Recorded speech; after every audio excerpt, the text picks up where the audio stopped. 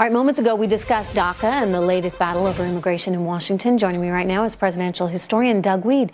And Doug, you know, everybody likes to talk about how wonderful we've always been, and we're this melting pot, and we've welcomed everyone here for, you know, years and years, and this is what makes America special. But I want you to put this in a little perspective here, because when you think about our immigration policy historically, it actually hasn't been that welcoming.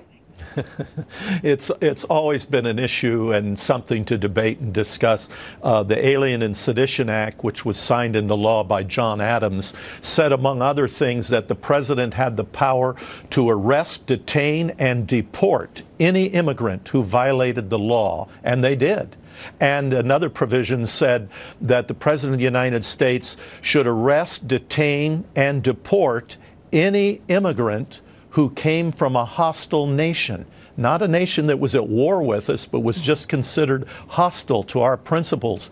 Another proviso said an immigrant should live in the United States for up to 14 years before they should be considered for citizenship, because they wanted to make sure what they were writing, what they were saying, that was in line with what the founding fathers were trying to create in this country, which was a unified country standing for liberty and individual freedom. So, yeah, all the way up to FDR, who has this terrible record on immigration. It's always been hotly debated. Yeah, no, that's a good point. I mean, there were opportunities where we could have helped save a lot of lives. You think about World War II, if we had brought Jews into this country, and yet they didn't. And that's a tragic part of our immigration. And that's a terrible story. And a sad part of it.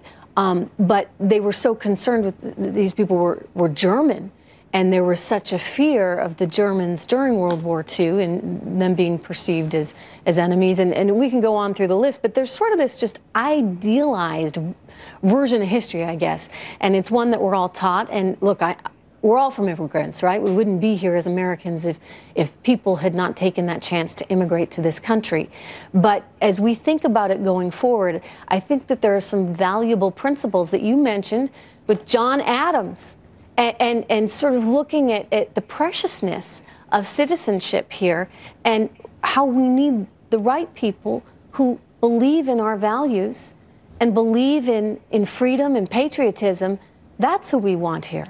That's right. And with FDR, there were actually Nazi Gestapos who infiltrated the Jewish community and actually immigrated to the United States, and that's why FDR shut it down. It's a horrible story, but it gives you a feel for the gut-wrenching decision that Donald Trump has to make, his love for the immigrant and these innocent children and families, and yet his love for the innocent Americans who are being butchered on the streets by people who hate us. So it has to be balanced, and the rights of all have to be considered. Mm-hmm. And I think we have to think about the times that we're living in. And, you know, there are people that do not like us, and there are people that do want to hurt us. And we need to make sure that those people are not allowed here. But, you know, look, we need engineers, we need nurses, we need hard workers. That are willing to embrace the American work ethic. And there's a lot of those good people out there.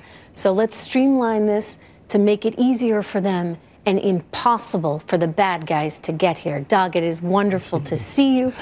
We're going to have more intel after this.